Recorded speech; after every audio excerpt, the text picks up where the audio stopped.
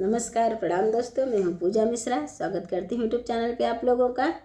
दोस्तों, आज मैं आपको सुनाने जा रही हूं, बहुत ही प्यारा होली गीत है। तो एक पत्नी क्या कहती है अपने पति से, जिसके पति परदेश रहते हैं, उसके ऊपर बहुत अच्छा है ये।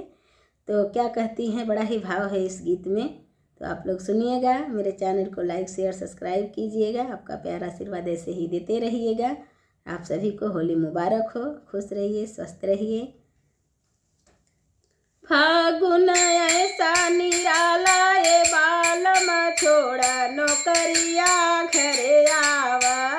फागुन ऐसा निराला ये बालम छोड़ नौकरिया घरे आवा। फागुन में हम जवना बनाऊ बई, फागुन में हम जवना बनाऊ बई, तो हूँ जेवा ससुरारी मेरे बालम छोड़ नौकरिया घरे आवा। फागुन ऐसा निराला ये बालम छोड़ नौकरिया घरे आवा। फागुन में हम गड़ुला भरऊ बई, फागुन में हम गड़ुला भरऊ बई, तो हूँ घोटा ससुरारी में बालम छोड़ नौकरिया घरे आवा। तो हूँ घोटा ससुरारी में बालम छोड़ नौकरिया घरे आवा।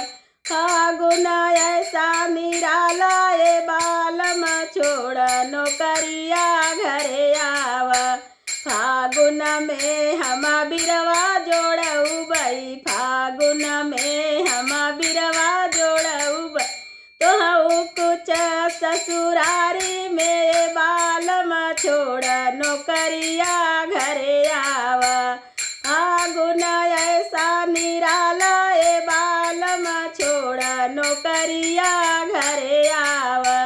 फागुन में हम सजिया लगऊ बई, फागुन में हम सजिया लगऊ बई, तो हूँ लेटा ससुरारी में बालम छोड़ नौकरिया घरे आवा। तो हूँ लेटा ससुरारी में बालम छोड़ नौकरिया घरे आवा। फागुन ऐसा निराला ये बालम छोड़ नौकरिया घरे आवा। फागुन ऐसा निराला ये बालम छोड़ नौकरिया घरे आवा।